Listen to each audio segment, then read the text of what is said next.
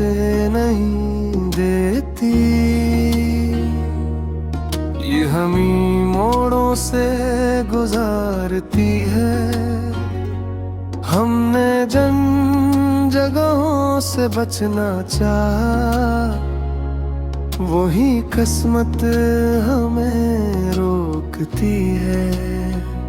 तो था तो हम खुद को भूल गए, तू गया तो खुद से मिले। कुछ लोग करीब होकर भी इंसान को दूर ले जाते हैं। हमने ख्वाहिशों को कर दिया कि वो बोझ बनने लगी। कुछ ख्वाब अगर छोड़ दिए जाए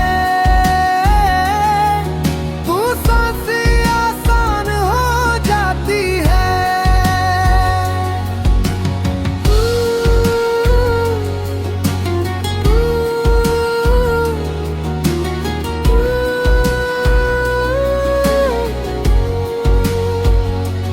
हर दिन ने हमें आजमाया, हर रात ने हमें संभाला। यही टूटना जुड़ना हमें इंसान बनाता रहा। तो अब भी याद तो आता है मगर दिल नहीं हलता। ये बेहसी नहीं, ये वक्त का इनाम है। अब दिल किसी अंजाम से नहीं लड़ता, ये सफर को कबूल कर चुका है। और यही कबूलियत असल सुकून है।